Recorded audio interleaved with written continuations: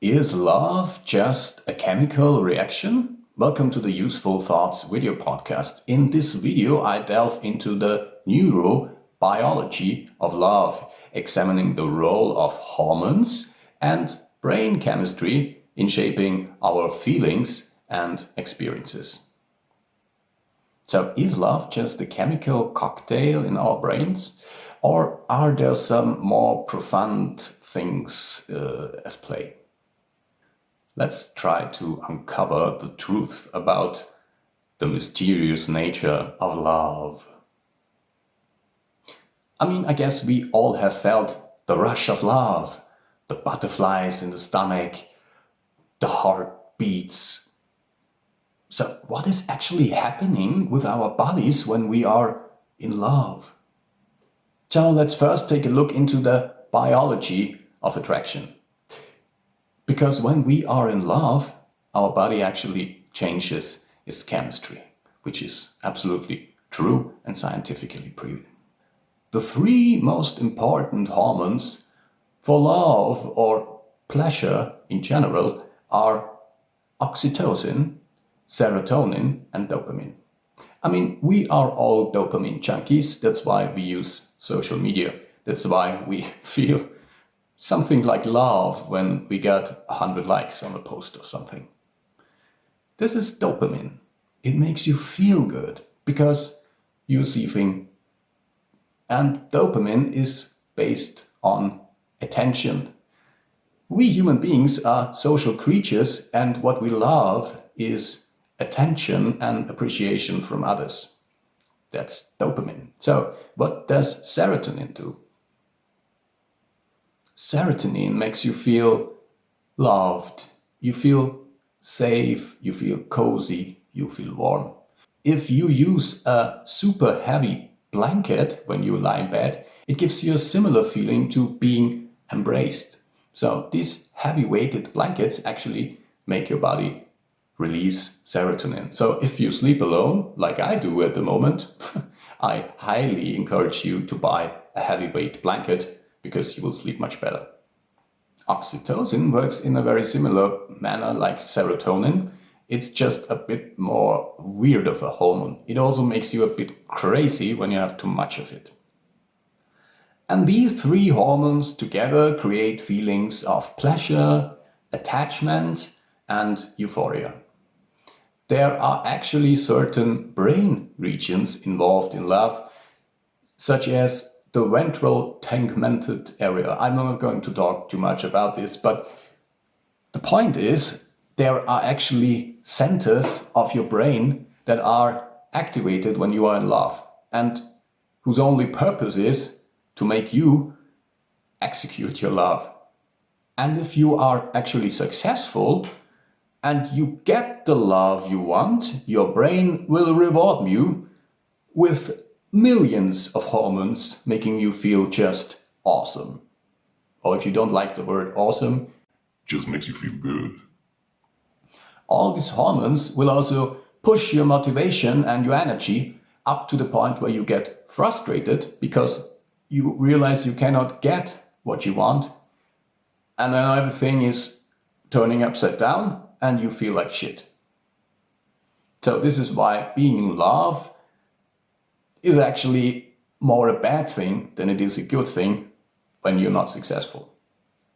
Also, these hormones, as I said before, they create some feeling of attachment.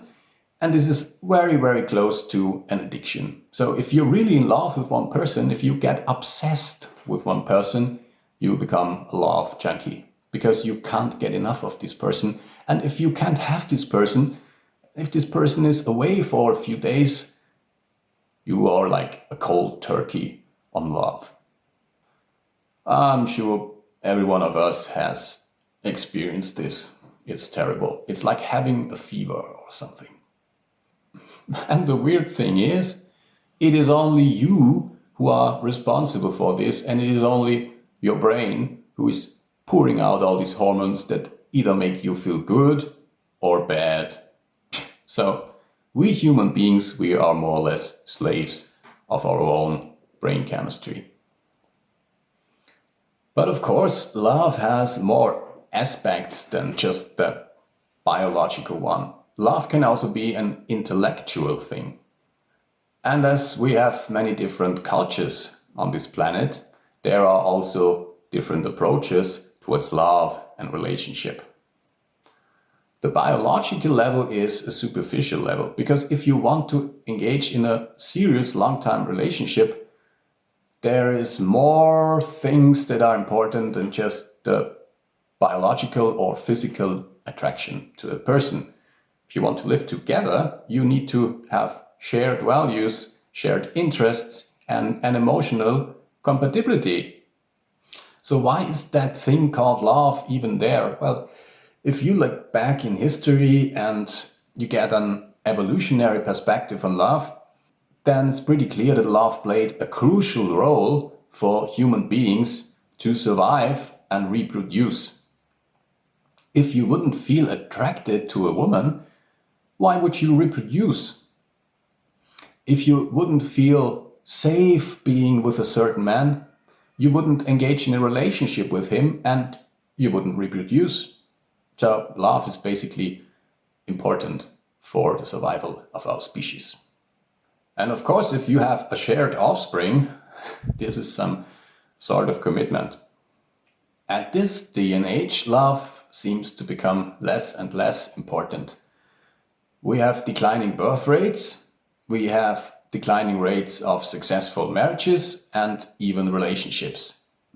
I read that over 70% of men in Europe are single, over 70%. Why is that? Don't we love each other not anymore? Of course, today's day and age is technology with social media and all these dating apps and so on influence our behavior and our approach towards this modern love. Also, women make their own money now. They don't need to be in a relationship with a man who provides for them. They don't need to be protected for the hostile tribe or from the saber-toothed tiger. They get their own apartment and their own bank account. Why would they need a man if not to reproduce? And even for that purpose, they can just go to a semen bank and pick the baby of their dreams. And sometimes virtual connections can be more romantic than real ones. So a woman would rather be on a dating app and have chats with hundreds of men going on than meeting a single one in real life.